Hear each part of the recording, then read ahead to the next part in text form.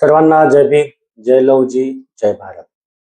बांधवांनो, मी आपल्या पुढे आज एक छोटासा व्हिडिओ घेऊन येत आहे.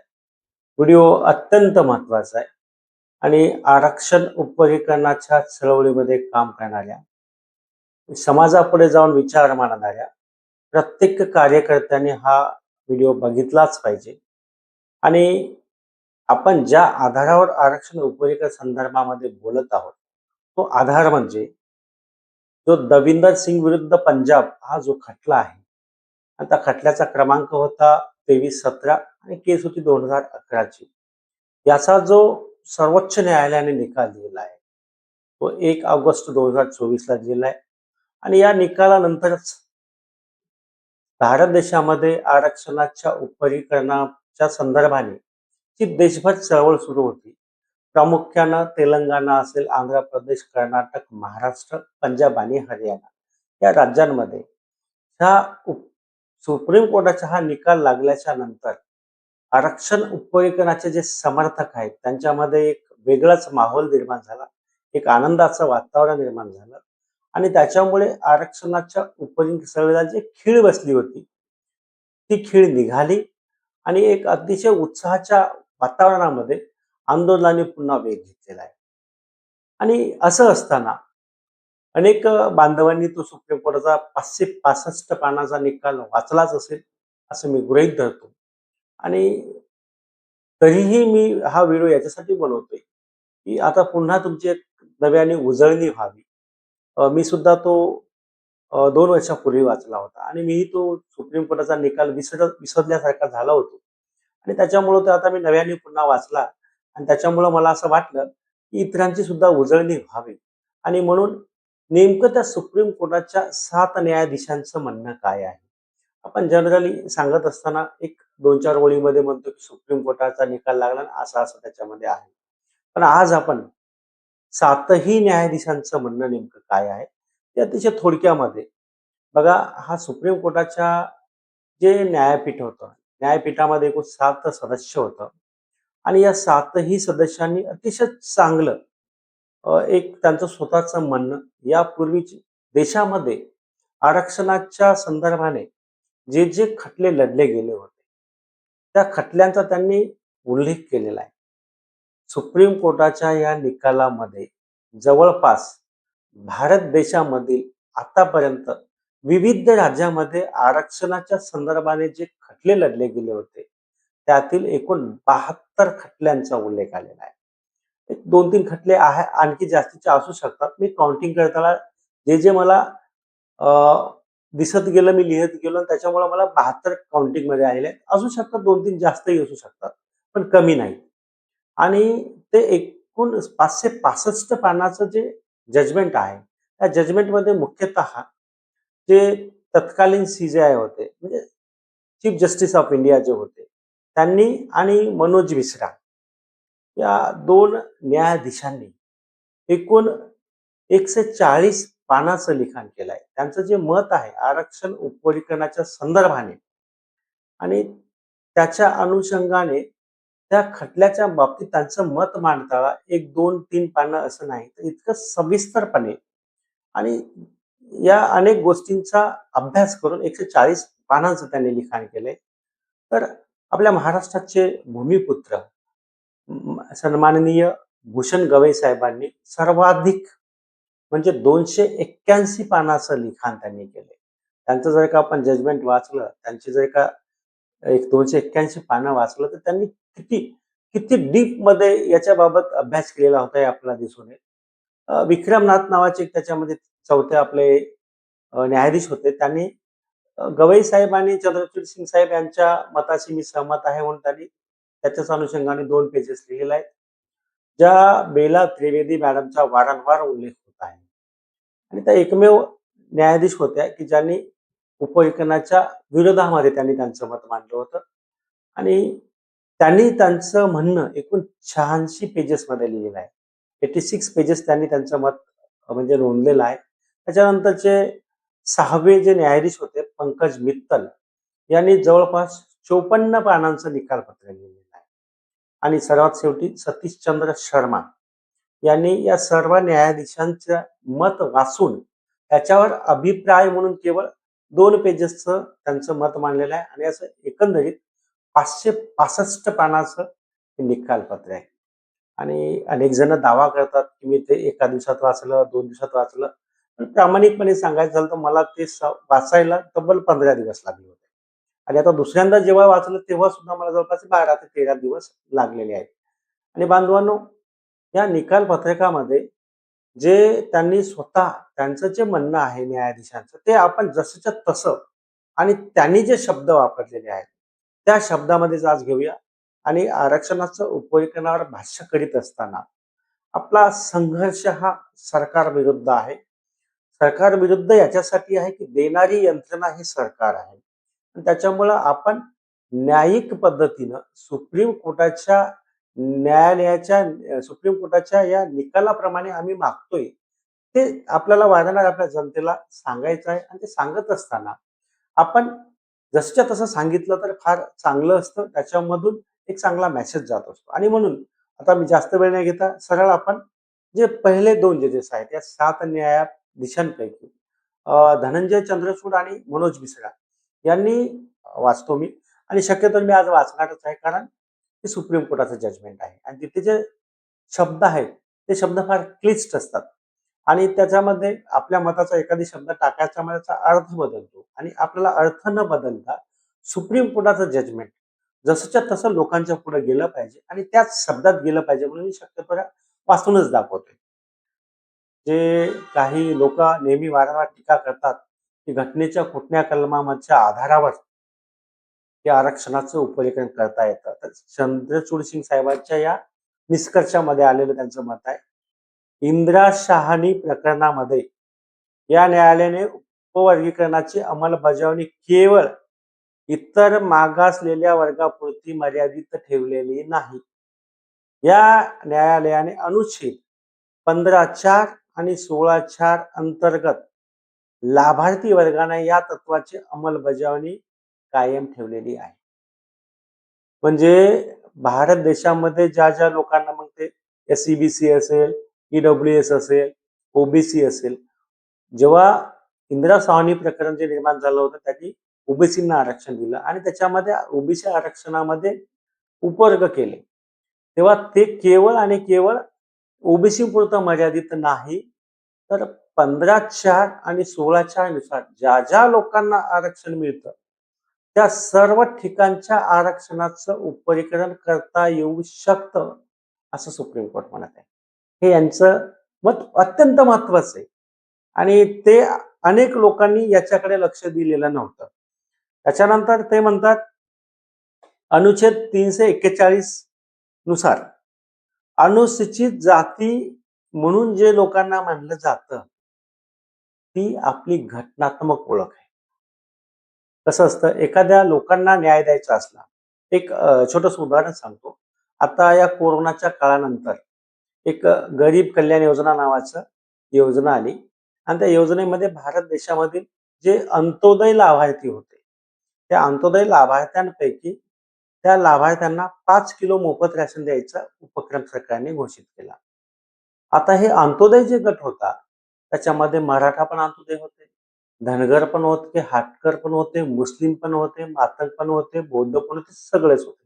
जे अंत्योदयच्या रेशन कार्डाचे लाभार्थी होते त्या सगळ्या लोकांना यांनी एकाच कक्षेत आणलं, अंत्योदय कक्षेत आणलं आणि त्या अंत्योदयच्या लोकांना 5 किलो मोफत राशन देण्याचा निर्णय सरकारने घेतला.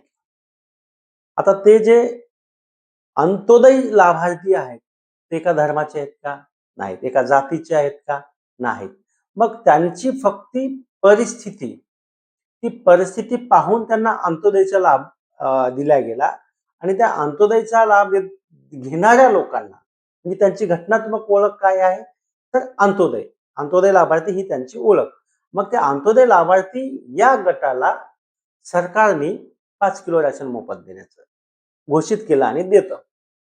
त्याच पद्धतीनं येथील जे अस्पृश्य होते त्या अस्पृश्यांना संविधानिक लाभ द्यायचे होते, त्याच्यासाठी एक त्यांचा गट बनवणं गरजेचं होतं आणि तो गट म्हणजेच अनुसूचित जाती. आणि त्या गटामध्ये असणारे लोक सुद्धा एका जातीचे, एका धर्माचे अजिबात नव्हते. ते वेगवेगळे होते. पण त्या सर्वांना लाभ द्यायचा होता. मग लाभ देण्यासाठी त्यांना एकत्रित करणं गरजेचं होतं. पण ते एकत्रित करणं म्हणजेच त्यांना अनुसूचित जाती या एका वर्गामध्ये आणलं आणि त्या गटाला मग संविधानाचे जे अधिकार आहेत, घटनात्मक त्यांना अधिकार त्याने दिले आणि ती त्यांची घटनात्मक ओळख म्हणून अनुसूचित जाती तयार झाली. ज्या पद्धतीनं आणि त्या गटाला मग अस्पृश्य निवारणाच्या असेल वेगवेगळ्या जे तरतुदी केल्या त्या घटनेमध्ये आलेल्या आहेत. आणि ही आपली जी ओळख आहे, ही घटनात्मक ओळख आहे. हे आतापर्यंत आपल्याला सहसा सामान्य लोकांनाही ही माहित नव्हतं की हे नेमकं प्रकरण काय आहे. घटनात्मक ओळख निर्माण करण्यासाठी गृहीत धरण्याच्या तरतुदीचा वापर केलाय. तरी त्यातून निघणारा एकमेव तार्किक परिणाम हा आहे की यादीत समाविष्ट असलेल्या जातींना ते लाभ मिळतील जे संविधानाने अनुसूचित जातींना प्रदान केले आहेत. तरतुदीच्या अंमलबजावणीमुळे एकात्मिक एकसंघ वर्ग निर्माण होत नाही. अतिशय महत्वाचं हा निष्कर्ष आहे. म्हणजे तुम्हाला संविधानिक तरतुदी करण्यासाठी एक जो तुमचा गट बनवण्यात आला, तो संविधानिक तुम्हाला लाभ देण्यासाठी जो बनवण्यात आलेला हे आहे, अंमलबजावणीसाठी जो गट बनवण्यात आला, एक वर्ग बनवण्यात आला, तो वर्ग म्हणजे एकात्मिक एकसंघ वर्ग निर्माण होत नाही. जसं आपण तिकडं बघितलं होतं की लाभार्थी वेगवेगळ्या जाती धर्मापंथाचे होते. ते होमोजिनियस असं मला म्हणता येत नाही.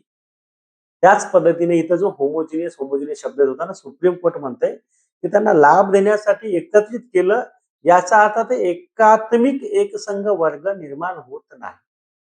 अत्यंत महत्वाचा निष्कर्ष आहे हा.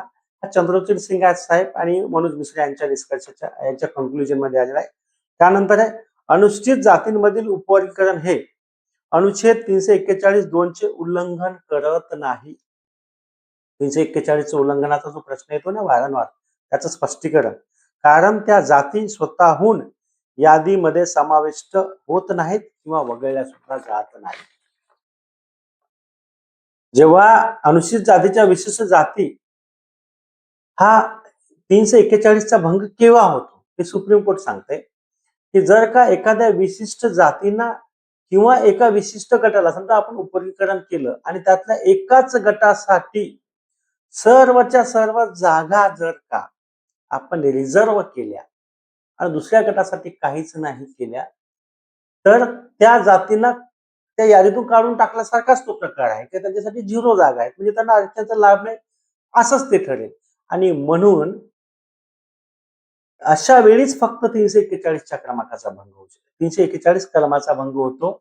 अन्यथा कितीही गट बनले, प्रत्येक गटासाठी जर का तुम्ही संधी ठेवली तर त्या 341च्या कलमाचा भंग होत नाही, असं सुप्रीम कोर्टाचा हा निष्कर्ष सांगतो.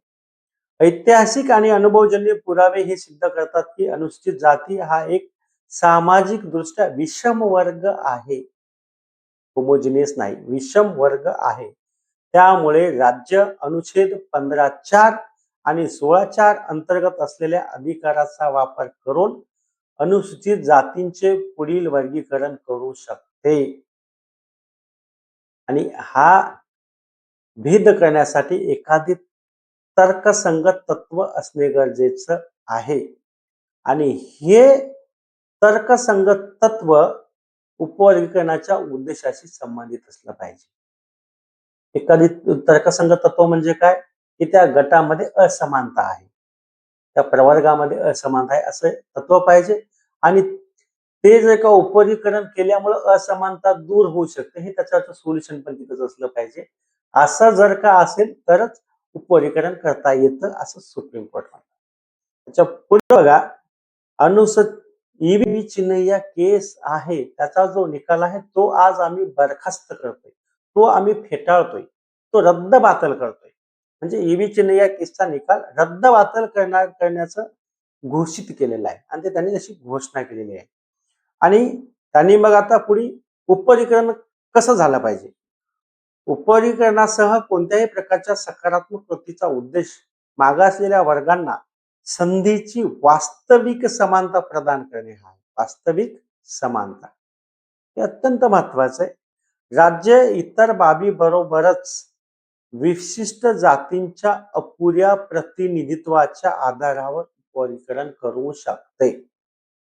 राज्य सरकार केव्हा उपवर्गीकरण करू शकते, तर एखाद्या विशिष्ट जातीला आतापर्यंत प्रतिनिधित्वच मिळालं नाही किंवा अल्प प्रमाणात मिळालेलं आहे। तरी पुन्हा पुढचं वाक्य काय लिहितात ते, तथापि राज्याने हे सिद्ध केले पाहिजे की एखाद्या जातीला समूहाला प्रतिनिधित्वाची म्हणजे अपुरेपणा जो आहे हे त्यांच्या मागासलेपणामुळे, आणि पुढं फार मस्त लिहितात ते, आणि त्या मागासलेपणामुळे त्यांना ते तिथं प्रतिनिधित्व ते प्राप्त करू शकले नाहीत। आणि पुढं काय लिहितात, सुप्रीम कोर्ट म्हणते राज्याने राज्याच्या सेवांमधील प्रतिनिधित्वाच्या अपुरेपणाविषयी माहिती गोळा केली पाहिजे आणि त्या अपुरेपणाचा मागासलेपणाचा इंडिकेटर, मागासलेपणाचा सूचक म्हणून उपयोग केला पाहिजे। आता हे इतकं छान आहे। हे काय म्हणतंय की अपुऱ्या प्रतिनिधित्व जर का आहे असं सिद्ध होत असेल तर तुम्ही आरक्षणाचं उपवर्गीकरण केलं पाहिजे। आणि दुसऱ्या ह्याच्यामध्ये वाक्यामध्ये ते काय म्हणतात की तुमचं मागासलेपण सिद्ध करण्यासाठी तुमच्या त्या राज्याच्या राज्यसेवेमध्ये जे सरकारी पद आहेत त्याच्यामध्ये जर का त्या समाजाला विशिष्ट घटकाला प्रतिनिधित्व मिळालं नसेल तर ते त्यांच्या मागासलेपणाचं लक्षण समजा। आणि महाराष्ट्रामध्ये जो गदारोळ सुरू आहे ह्या दोन वाक्यांमुळे सुरू आहे। कारण येथील महाराष्ट्रामध्ये जे आरक्षण उपवर्गीकरण विरोधक आहेत त्यांना माहिती आहे की मातंगासह इतर ज्या जाती आहेत त्या जातींना राज्य सरकारच्या सेवेमध्ये अत्यंत प्रमाणामध्ये प्रतिनिधित्व आहे, आणि याच्यावरून मातंग आणि तत्सम जाती मागास सिद्ध होतात।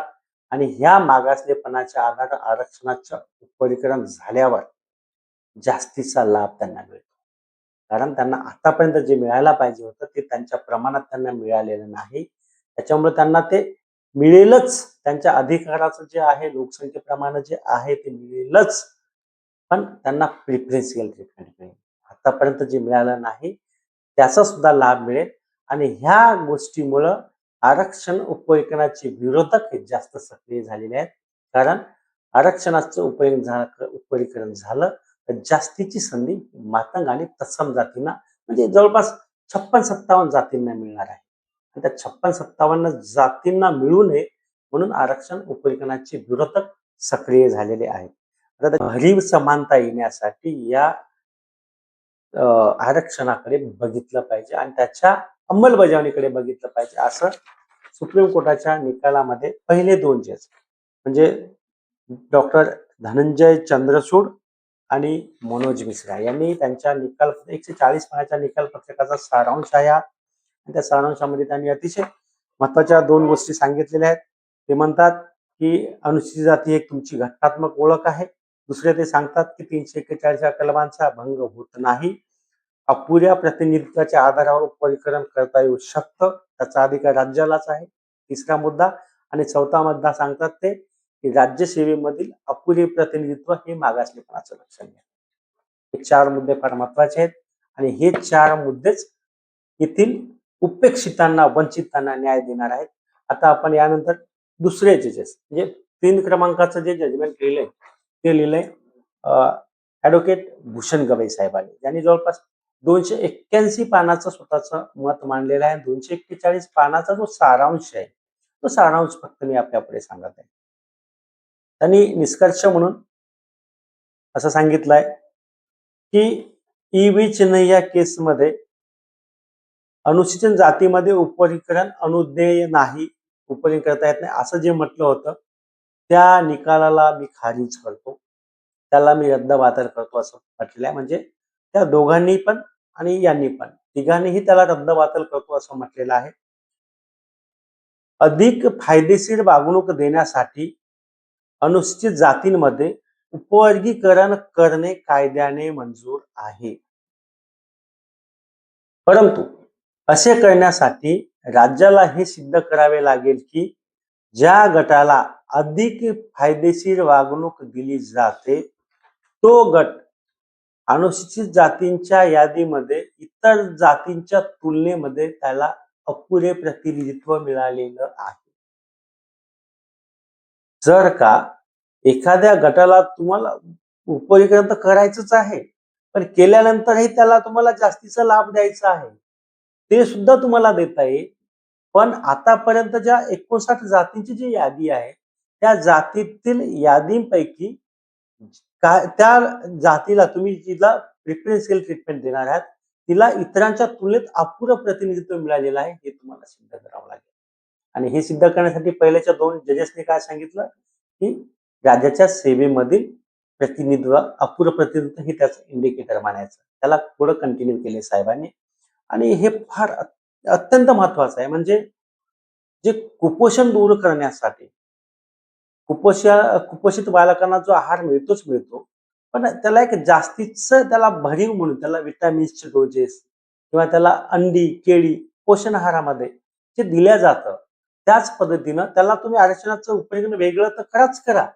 परंतु त्यांची जी हे आहे कुपोषण ते भरून काढण्यासाठी त्यांना प्रिफरन्शियल ट्रीटमेंट द्या, असा याचा अर्थ आहे. आणि हे अत्यंत मानवतेला धरून वंचितांच्या उद्धारासाठीच हे स्टेटमेंट आहे.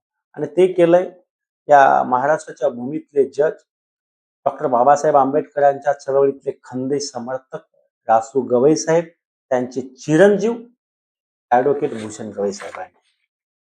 आणि त्यांनी पुढं असं सांगितलंय, असे आरक्षणाचं उपरीकरण करत असताना किंवा प्रिफरन्शियल ट्रीटमेंट देत असताना राज्याला अनुभवजन्य माहितीच्या आधारे त्याचे समर्थन करावे लागेल, की ज्या उपवर्गाच्या बाजूने अशी फायदेशीर वागणूक दिली जात आहे त्याला आतापर्यंत अपुरं प्रतिनिधित्व मिळालेलं आहे.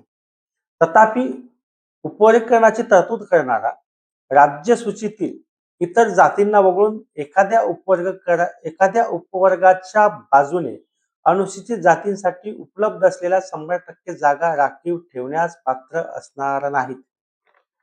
अत्यंत महत्वाचं माइलस्टोन म्हणता येईल असं हे त्यांचं निष्कर्ष आहे. सन्माननीय श्रद्धेय आनंदराज आंबेडकर साहेब त्यांनी संभाजीनगर येथे झालेल्या एका सभेमध्ये सांगितलं होतं, की आरक्षणाचं जर उपवर्गीकरण झालं तर येणाऱ्या 25 ते 30 वर्षामध्ये चर्मकार समाज आणि बौद्ध बांधवांना सरकारी नोकऱ्या मिळणार नाहीत. त्याच्यामुळं तुम्ही आरक्षणाचं उपवर्गीकरण होणार नाही याच्यासाठी प्रयत्न करा, जागरूक राहा असं बोलले होते. आणि इथं भूषण गवई साहेब सांगतात, आरक्षणाचं उपवर्गीकरण झाल्यानंतर सुद्धा समजा आपण गृहीत धरू तिथं 2 गटात झालं, अ आणि ब गट. अ गटामध्ये प्रगत गट आणि ब गटामध्ये लाभवंचित गट म्हणून किंवा अप्रगत गट म्हणून. समजा एससी साठी 10 जागा निघाल्या. त्या 10 जागा निघाल्याच्या नंतर 10च्या 10 एकाच गटासाठी राखीव ठेवता येणार नाहीत. त्यापैकी समजा एका गटाला अप्रगत गटाला 6 जागा जर गेल्या तर प्रगत गटाला 4 जागा तुम्हाला कंपल्सरी द्याव्या. कारण एकाच गटाला जर उपवर्ग 2 उपवर्ग झाले तर दोन्हीपैकी एकाच गटासाठी सर्वच्या सर्व जागा रिझर्व्ह ठेवता येणार नाहीत असं सुप्रीम कोर्टाचा जजमेंट मध्ये आहे. ते भूषण गवई साहेबाच्या जजमेंट मध्ये आहे. फार महत्वाचा मुद्दा आहे. याच्यावरून तो समाजामध्ये उचकवण्याचा जो प्रकार होत आहे, की तुम्हाला आरक्षणाच्या कक्षेतून तुम्ही निघून जाल, आरक्षण असलं तरी नावापुरतंच असेल, तुम्हाला फायदा होणार नाही असं म्हणून येथील आमच्या बौद्ध बांधवांना आपण जे सांगितलं जाते, की तुम्हाला लाभ होणार नाही म्हणून तुम्ही पेटून उठलं पाहिजे, हे अत्यंत चुकीचं आहे. आणि जबाबदार व्यक्तींकडून असं होत आहे, हे त्याहीपेक्षा अत्यंत खेदजनक आहे. पण सुप्रीम कोर्ट काय म्हणते, असं होणार नाही. लाभ हा सगळ्यांसाठी असेल आणि सगळ्याला असेल. ज्याला मिळालं नाही त्याला प्राधान्याने मिळेल आणि ज्याला मिळाले त्यांनाही मिळेल, सेकंड प्रायोरिटी असेल. असे उपवर्गीकरण केवळ तेव्हाच अनुदेय असेल जेव्हा मोठ्या वर्गाबरोबरच उपवर्गासाठी आरक्षण असेल. म्हणजे 2 असेल, 3 असेल, 4 गट असतील, पण सगळ्या गटासाठी आरक्षणाचा लाभ असेल तरच ते उपवर्गीकरण करता येईल, अन्यथा करता येणार नाही. म्हणजे उपवर्गीकरणासाठी किती चांगली हे एक लाईन मारून दिलेली आहे, की याच्यात तुम्ही या लिमिटेशन मध्ये राहूनच तुम्हाला सगळ्या गोष्टी करायच्या आहेत. म्हणजे ते सर्वांच्या हिताच्या आहेत. अहित कुणाचंच नाही, सर्वांच्या हिताचा हा निकाल आहे. आणि त्यांनी हे पुढं पण हे दिलंय, की एम नागराज आणि जनरल सिंग आणि देवेंद्र सिंग यांच्या खटल्यामध्ये जो क्रिमी लेअरचे तत्व आहे ते क्रिमी लेअरचे तत्व अनुसूचित जाती आणि अनुसूचित जमातींना देखील लागू झालं पाहिजे. पुढे ते काय म्हणतात, सकारात्मक कृतीच्या उद्देशाने अनुसूचित जाती आणि अनुसूचित जमातीमधून क्रिमी लेअरला वगळण्याचे निकष इतर मागासलेल्या वर्गांना लागू असलेल्या निकषांपेक्षा भिन्न असू शकतात. जे क्रिमी लेअरचे जे अट आहे ओबीसीसाठी त्या अटींपेक्षा हे वेगळं असतं पाहिजे. हे वेगळे असू शकतात, ते वेगळे बनायलाच पाहिजे. या विषयाच्या अनुषंगाने क्रिमी लेअरच्या बाबतीत मात्र अनुसूचित जाती आणि जमातीमधील कुठलाही घटक हा मान्यता देणार नाही आणि अनुसूचित जातीमधल्या प्रत्येक माणसाला या विषयाच्या अनुषंगाने आपले जवळपास 100 खासदार हा निकाल लागल्याच्या नंतर देशाचे पंतप्रधान मोदी साहेब यांना भेटले होते आणि त्यांनी ह्या गोष्टीबद्दल तिथं जाहीर आपलं नाराजी व्यक्त केली होती आणि तिथून असं त्यांनी कबूल करून घेतलं होतं की काही झालं तर एससी आणि एसटी मध्ये क्रिमी लेअर येणार नाही. त्याच्यामुळं त्यांचं एक चांगलं मत आहे की त्या प्रवर्गातील जे शिकलेल्याच लोकांकडे आरक्षणाचा लाभ कायम राहू नये. एक प्रगत झालेले लोकच त्याचा लाभ लागतील आणि त्याच्यामुळं ते त्यांच्या सुद्धा त्यांना बंधन आली पाहिजे आणि गरीबातल्या गरीबापर्यंत तो न्याय पोहोचला पाहिजे, आरक्षणाचा लाभ पोहोचला पाहिजे म्हणून त्या लोकांना थोडीशी बंधनं टाकावीत हे यामागचा चांगला उद्देश आहे. तरी पण क्रिमी लेअर याच्या बाबतीमध्ये अनुसूचित जातीतला कुठलाही व्यक्ती सकारात्मक असणार नाही हे मात्र नक्कीच नक्की आहे आणि आम्ही सुद्धा त्याच्या बाबतीमध्ये कदापि सकारात्मक असणार नाही. हे झाले 3 जजेसचं. त्याच्यानंतरचे चौथे जज आहेत विक्रमनाथ आणि विक्रमनाथ यांनी फक्त 2 पानाचं जजमेंट लिहिलं आहे आणि त्यांनी चंद्रचूड सिंग, मनोज शर्मा आणि गवई साहेब या तिघांचा जो लिहिलेलं जे निकालपत्र आहे ते वाचलं आहे आणि त्याला मला याच्यापेक्षा वेगळं लिहिण्याची आवश्यकता नाही आणि त्याच्यामुळं त्या बाबतीत त्यांनी स्वतःचं मत मांडलेलं आहे. मी सर्वसाधारणपणे माननीय सरन्यायाधीश आणि विशेषतः बंधू न्यायमूर्ती गवई यांच्या मतांमधील कारणांशी आणि निष्कर्षाशी सहमत आहे. ईव्ही चिन्नैया प्रकरणातील अनुसूचित जातीमध्ये उपवर्गीकरण करणे अमान्य आहे. हा कायदा योग्य नाही हे जे मत मांडलं होतं ते मी रद्दबातल ठरवतो. ही चौथे न्यायाधीश आहे 7 पैकी 4 की ज्यांनी ईव्ही चिन्नैया केसला रद्दबातल ठरवलेलं आहे आणि स्पष्टपणे लिहिलेलं सुद्धा की हे रद्दबातल करतो. शिवाय राज्याद्वारे उपवर्गीकरणाची कोणतीही कार्यवाही अनुभवजन्य माहितीवर आधारित असली पाहिजे.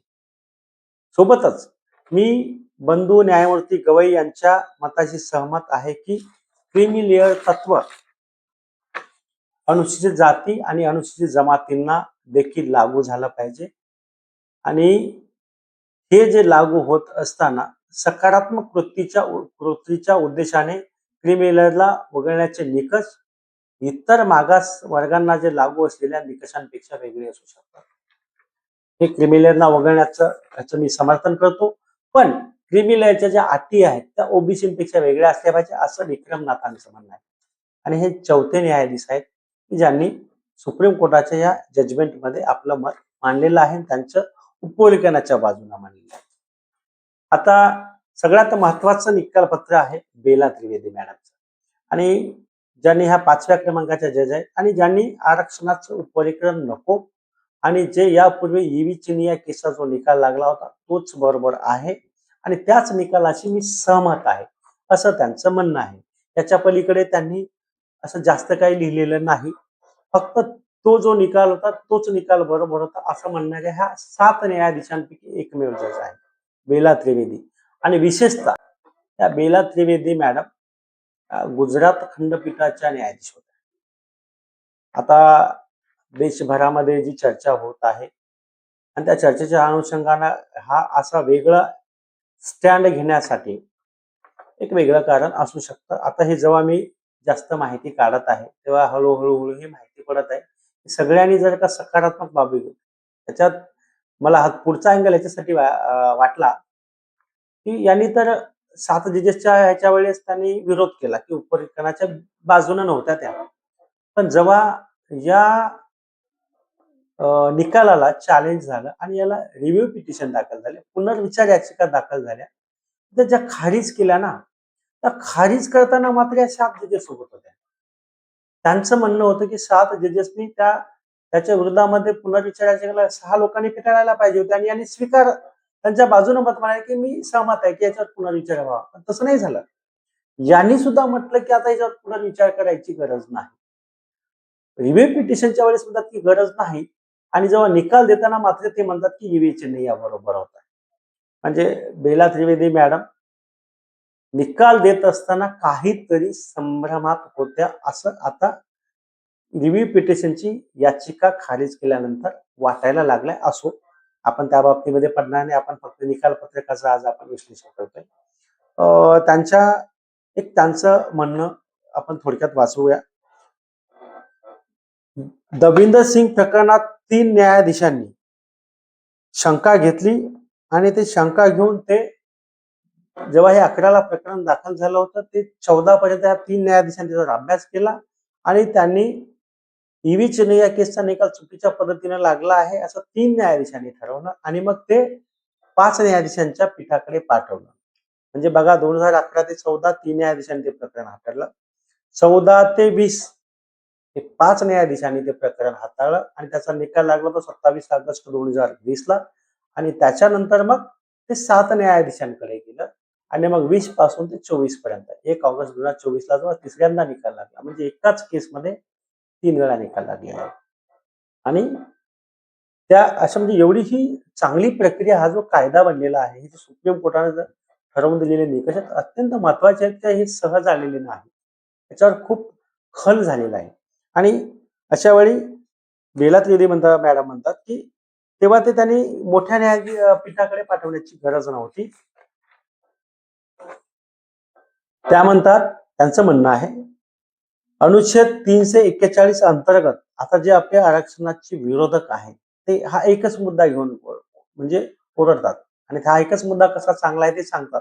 जेव्हा की 6 न्यायाधीशांनी तो ईव्ही चिन्हयाचा खटलाच रद्द केलाय आणि बेला त्रिवेदी मॅडम एकमेव आहेत की त्या ईव्ही चिन्हयाच बरोबर होत्या म्हणतात आणि ह्या एकमेव बेला त्रिवेदी मॅडमचं बरोबर आहे असं इथला आरक्षणाची उपवर्गीकरणाचे विरोधक म्हणतात.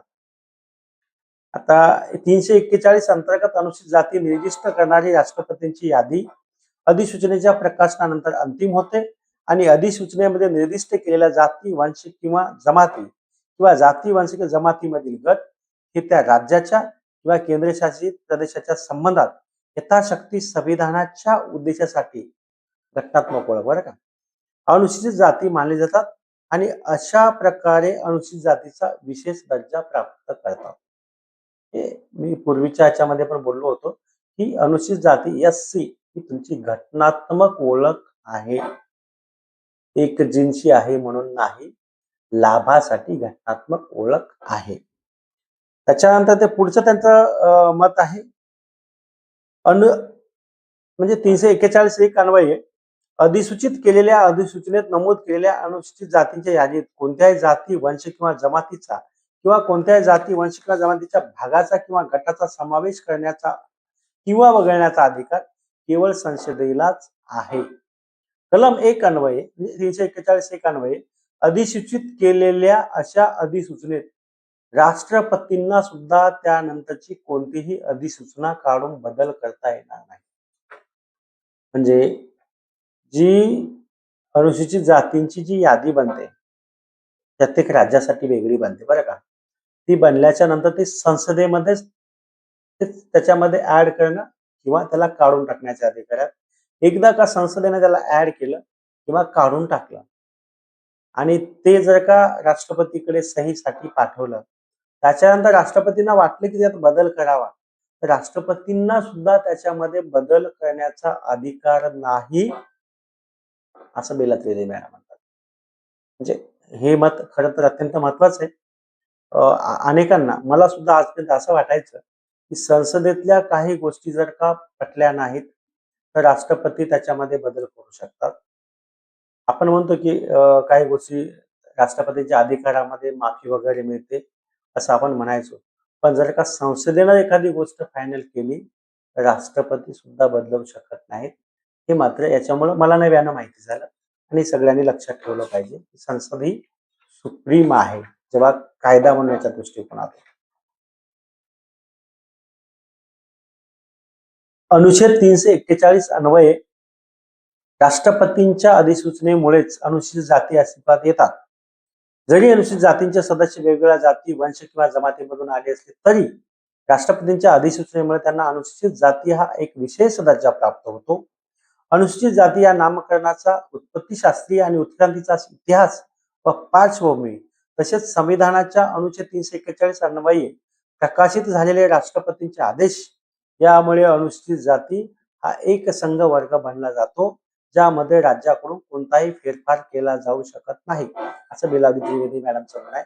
आणि हा एकच पॉइंट की याला राज्याला याच्यात फेरफार करण्याचा अधिकार नाही आणि म्हणून आरक्षणाचा उपयोग करता येत नाही. हा एकमेव मुद्दा घेऊन आपल्या आरक्षणाचे विरोधक, आरक्षण उपयोगीकरणाचे विरोधक महाराष्ट्रात गदारोळ घालत आहेत. पण यांनी स्पष्टपणे लिहिलंय की त्या यादीमध्ये फेरफार करण्याचा अधिकार नाही. पण आरक्षणाचं उपवर्गीकरण करत असताना त्या यादीला कुठेच फेरफार केल्या जात नाहीये. म्हणजे त्याला त्याच्यातून कुणाला काढल्या जात नाहीये किंवा त्याच्यातून कुणाला घातल्या जात नाहीये. मग त्याच्यामुळं ह्या 341 कलमाचा भंगचा विषय नाही किंवा राज्य त्याच्यात काही तोडफोड करतोय किंवा नवीन काही ऍड करतोय असा प्रकार नाही. आणि हे पूर्वीच्या सगळ्या जजेसनी सांगितलं. हे फक्त यांनी जो 2004चा निकाल होता त्या निकालानुसार यांनी सगळी मतं मांडलेली आहेत. तरी पण आपण एक त्यांनी दिलेलं मत आहे म्हणून ते वाचतोय आणि ते वाचणं गरजेचं आहे. कारण काय, या एकाच बेलात्रिदी मॅडमच्या आधारावर महाराष्ट्रामध्ये जे रणकंदन माजवतात विरोधक, ते पण आपल्याला माहिती असलं पाहिजे. आरक्षण देण्याच्या नावाखाली किंवा समाजातील अतिदुर्बल घटकांसाठी सकारात्मक कृती करण्याच्या बहाण्याने राज्य सरकार राष्ट्रपतींच्या यादीत बदल करू शकत नाहीत. तसेच संविधानाच्या अनुच्छेद 341 मध्ये फेरफार करू शकत नाहीत, असं त्यांचं म्हणणं आहे. आणि इथं 341 मध्ये फेरफार करण्याचा विषयच नाही. मी आताच बोललो की संसदेमध्ये जी यादी बनते ती फायनल असते, ती यादीला बदलण्याचे अधिकार राष्ट्रपतींना सुद्धा नाही. या दृष्टिकोनातून माझे मत असे आहे की मांडल्याच्या नंतर शेवटचा मुद्दा मांडतात ते की ईव्हीएम चिन्ह या प्रकरणात 5 न्यायाधीशांच्या खंडपीठाने दिलेला कायदा हा योग्य आहे आणि तो कायम ठेवला पाहिजे. म्हणजे बेला त्रिवेदी मॅडम ह्या एकमेव जज आहेत की त्या म्हणतात की ईव्ही चिन्ह या केस मधलाच निकाल बरोबर होता आणि तोच कायम ठेवला पाहिजे. या मताशी मी सहमत आहे असं त्यांचं म्हणणं आहे. आणि त्यांनी बाकी सगळ्या 6 जजेसनी मात्र ईव्ही चिन्ह या केस हा रद्द बातल केलेला आहे आणि तो आपल्यासाठी प्लस पॉइंट आहे. तर महाराष्ट्रामध्ये ईव्ही चिन्ह या केसच्या संदर्भाने बेला त्रिवेदी मॅडमलाच आजकाल विरोधक जास्त या निकालाबद्दल बोलतात. ह्या निकालात फक्त 4 मुद्दे आलेले होते, ते तुम्हाला मी सांगितलेले आहे. 4 मुद्द्या व्यतिरिक्त ह्याच्यामध्ये नवीन असं काहीही नाही आणि जे उपवर्गीकरणाच्या अनुषंगाने महत्वाचं पण नाही. आता याच्यामध्ये 6वे जज आहेत पंकज मित्तल आणि पंकज मित्तलचं जजमेंट फार महत्वाचं आहे. त्यांनी एकूण 54 पानाचं निकालपत्र लिहिलंय आणि ह्याच पंकज मित्तल साहेबांच्या निकालपत्रामध्ये देशभरातील एकूण 21 आयोगांचा उल्लेख आलेला आहे आणि अतिशय चिंतन करून लिहिलेलं आहे. कोण्या आयोगानं काय रिकमेंडेशन केलं होतं, त्याची अंमलबजावणी झाल्यानंतर काय फरक पडलेला आहे, हे सगळं त्यांच्या त्या निकालपत्रकामध्ये आलेलं आहे. आणि त्या 21 आयोगांच्या यादीमध्ये महाराष्ट्रातील लहुजी साळवे अभ्यास आयोग हा 15व्या क्रमांकावर आलेला आहे. म्हणजे त्यांनी जी उपवर्गीकरणाच्या संबंधाने देशभरातील प्रत्येक राज्यातील जे समिती आयोग नेमलेले होते राज्य सरकारांनी, केंद्र शासनाने किंवा आपल्या सामाजिक न्याय विभागाने, त्या सगळ्यांचा अभ्यास इतक्या चांगल्या पद्धतीने केलाय आणि त्यांच्या सगळ्यांची मतं तिथे घेतलेली आहेत. एखाद्या वेळेस वेळ मिळाला तर ते त्यांचं स्वतंत्रपणे 54 पानाचं जजमेंट आहे, ते आपण वाचावं. कदाचित तुम्ही वाचलं असेल, पुन्हा मी सांगतोय आपलं सहज म्हणून. त्यांचं त्यांचं मत असं आहे, सरन्यायाधीश आणि बंधू गवई न्यायमूर्ती यांनी लिहिलेल्या विद्वत्तापूर्ण स्वतंत्र मतांशी सहमत होऊन मी माझे विचार खालीलप्रमाणे मांडत आहे, असं पंकज मित्तल म्हणतात. संविधानाअंतर्गत आणि त्याच्या विविध दुरुस्त्यांद्वारे अंतर्भूत असलेल्या आरक्षणाच्या धोरणाचा नव्याने आढावा घेण्याची आणि दलित वर्ग किंवा अनुसूचित जाती जमाती मागासवर्गीय समाजातील व्यक्तींना मदत करण्यासाठी व त्यांचा उत्कर्ष करण्यासाठी इतर पद्धती विकसित करण्याची आवश्यकता आहे. म्हणजे आरक्षण आहे, मान्य आहे, पण त्याच्यात वितरणाची नवीन पद्धती विकसित करण्याची आवश्यकता आहे, असं पंकज मित्तल म्हणतात. तर ते संविधानाअंतर्गत असलेल्या दलित किंवा अनुसूचित जाती जमाती ओबीसी वर्गातील व्यक्तींना आरक्षण देण्याच्या मर्यादित उद्देशांसाठी असलेल्या गृहीत तरतुदींचा अपवाद वगळता त्यामुळे उपरोक्त प्रवर्गातील व्यक्तींच्या पदोन्नतीसाठी कोणतीही सुविधा किंवा विशेषाधिकार हा जाती व्यतिरिक्त पूर्णपणे वेगळ्या निकषांवर आधारित असणे आवश्यक आहे.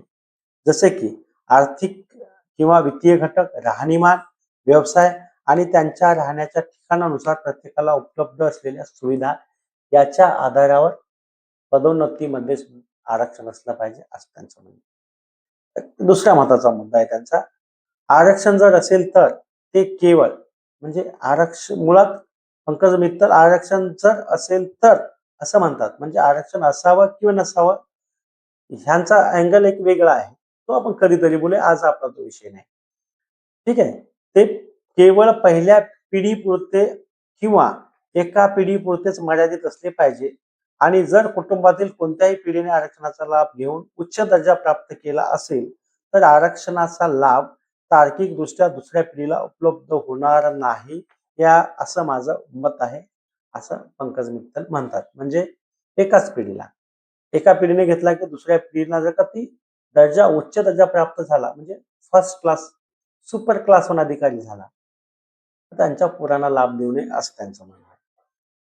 हे पुनरुच्चारित केले जाते की आरक्षणाचा लाभ घेतल्यानंतर सर्वसाधारण प्रवर्गाच्या बरोबरीने चालणाऱ्या व्यक्तींच्या वर्गाला वगळण्यासाठी नियतकालिक कार्यवाही करणे आवश्यक आहे. म्हणजे जर का तो एक ओपन कास्टच्या रेंजमध्ये आला, राहणीमान, दर्जा, आर्थिक सक्षमता सगळ्या, तर त्याच्यासाठी एक वेगळी कारवाई केली पाहिजे, असं त्यांचं म्हणणं आहे. त्यानुसार संदर्भाला उत्तर देण्यात आले आहे आणि असे ठरवण्यात आले आहे की आरक्षणाच्या हेतूसाठी म्हणजे त्यांनी तो एक त्यांचा विषय मांडला. पण ज्या केसच्या अनुषंगाने माझे मत असं आहे की आरक्षणाच्या शुद्ध हेतूसाठी उत्कृष्ट अंमलबजावणीसाठी अनुसूचित जातींचे उपवर्गीकरण कायद्याने अनुदेय आहे.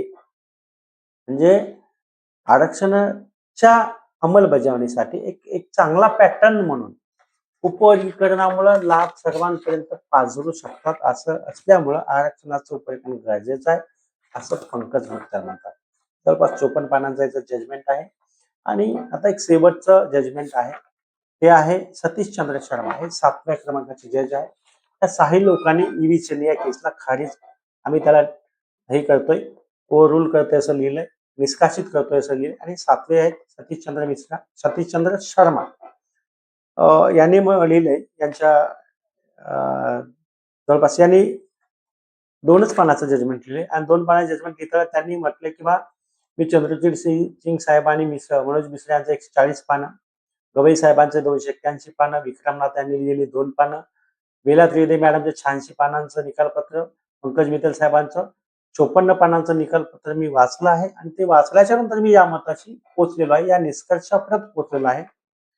मला भारताचे सरन्यायाधीश माननीय न्यायमूर्ती डी.वाय. चंद्रचूड आणि माननीय न्यायमूर्ती बी.आर. गवई यांनी अनुक्रमे लिहिलेली सुस्पष्ट आणि सविस्तर मते वाचण्याचा बहुमान मिळालेला आहे. म्हणजे ते मतं वाचणं सुद्धा हा यांना बहुमान वाटला, म्हणजे त्या लोकांनी किती चांगलं लिखाण केलेलं आहे, किती चांगलं निकालपत्र लिहिलं आहे. अनुसूचित जातीमधील उपवर्गीकरणाची वैधता घटनात्मक दृष्ट्या स्वीकार्य आहे. म्हणजे कॉन्स्टिट्यूशनल ज्याला म्हणतात ना, घटनात्मक, त्याच्या दृष्टीने तो स्वीकार्य आहे, ते बरोबर आहे, आरक्षणाचा उपयोग घटनात्मक दृष्ट्या योग्य आहे, असं सतीशचंद्र शर्मा लिहितात. या मर्यादेपर्यंत मी दोन्ही मताशी पूर्णपणे सहमत आहे. शिवाय राज्याद्वारे उपवर्गीकरणाच्या कोणत्याही कार्यवाहीला अनुभवजन्य माहितीचा आधार असला पाहिजे. जो इम्पिरिकल डाटा शब्द आपण वारंवार वापरतो, त्यांचं म्हणणं सुद्धा तेच आहे. इम्पिरिकल डाटा असणं गरजेचं आहे. या मर्यादेपर्यंत मी सहमत आहे. ज्या उपगटाला अशी प्राधान्यपूर्व वागणूक देण्याचा प्रयत्न केला जात आहे, त्या गटाची संपूर्ण घटनात्मक वर्गाच्या तुलनेत अधिक वंचित स्थिती अधोरेखित करणारे असावे. त्याच्यापूर्वी मी तुम्हाला सांगितलं होतं की 4 जजेसनी असं लिहिलं होतं की उपरीकरण तर होणारच, पण जो गट अतिवंचित राहिलेला आहे त्याला प्रिफरेन्शियल ट्रीटमेंट, प्राधान्यपूर्ण वागणूक असं जर द्यायचं असेल, तर त्या यादीतील लोकांच्या तुलनेत त्या गटांना एकदमच तो वंचित राहिलेला आहे, अशी स्थिती अधोरेखित करणारा डाटा उपलब्ध असला पाहिजे. हे जवळपास चौघांच्या निकाल पत्रकात हे वाक्य आलेलं आहे आणि त्याच्यामुळं ते वंचितपणा जर काही लोकांचा सिद्ध झाला, त्यांना अधिकचा लाभ मिळण्याची शक्यता आहे. ह्या भीतीपोटी आरक्षण उपविकरणाला सर्वाधिक विरोध होत आहे. काय वंचितपणाचा कोणाचा सिद्ध होणार आहे महाराष्ट्रामध्ये सगळ्यांना कळत आहे आणि त्याच्यामुळं आरक्षण उपविकरणाचे विरोधक अतिशय जोरकसपणे ताकदवान विरोध करत आहेत.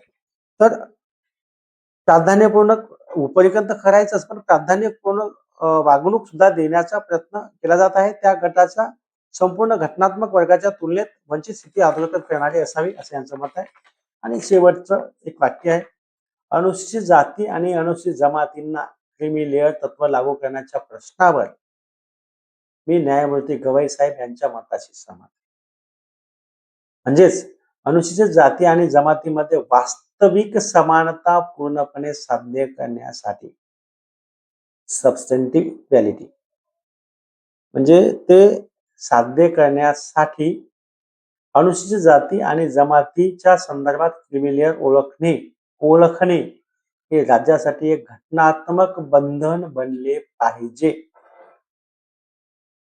म्हणजे आरक्षणाचा लाभ गरजूंना पोचण्यासाठी क्रीमी लेअर त्या अनुसूचित जातीमधले सुद्धा जमातीमध्ये सुद्धा ओळखले पाहिजे आणि हे राज्य सरकारला एक बंधन असलेली कारवाई म्हणून पुढे आली पाहिजे.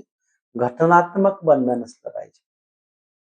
म्हणजे त्याच लोकांना वारंवार लाभ मिळता कामा नये, असं या सतीशचंद्र शर्मांचं म्हणणं आहे.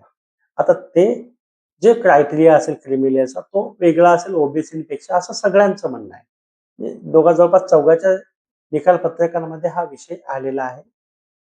म्हणून बांधवांनो, या सर्व जजेसचा जर आपण निकाल पत्रक वाचले तर सगळ्यांचं म्हणणं एकच आहे. 4 मुद्दे महत्वाचे आहेत. एक म्हणजे आरक्षणाचं उपयोग करण्याचा अधिकार राज्य सरकारला आहे. आरक्षणाचं उपयोग करण्यासाठी एखाद्या जाती जमातीला अपुरं प्रतिनिधित्व मिळालेलं आहे हे सिद्ध करावं लागेल. हा डाटा उपलब्ध करून घ्यावा लागेल आणि त्या गटाचं ते अपुरं प्रतिनिधित्व हे त्याच्या मागासलेपणामुळे आहे, हे अत्यंत महत्वाचं आहे आणि हे मागासलेपण आहे हे सिद्ध करावं लागेल सरकारला. आणि पुढचं असं म्हणणं आहे त्यांचं, मागासलेपण सिद्ध करण्यासाठी शासकीय नोकऱ्यामधलं प्रमाण कमी असणं गरजेचं आहे. आणि त्याच्यानंतरचं मग बाकी लोकांनी जे सगळ्या जवळपास आपण हे 3-4 मुद्दे आहेत.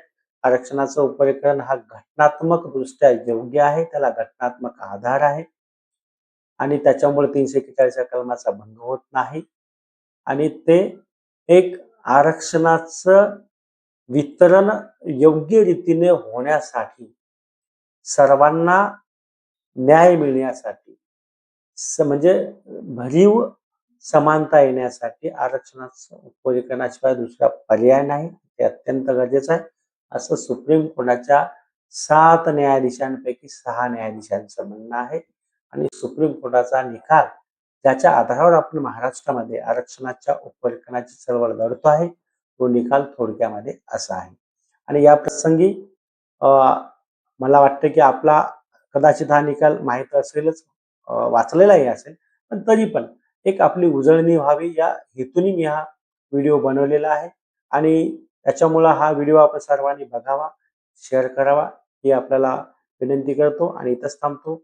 जय लवजी, जय भीम, जय भारत, जय संविधान.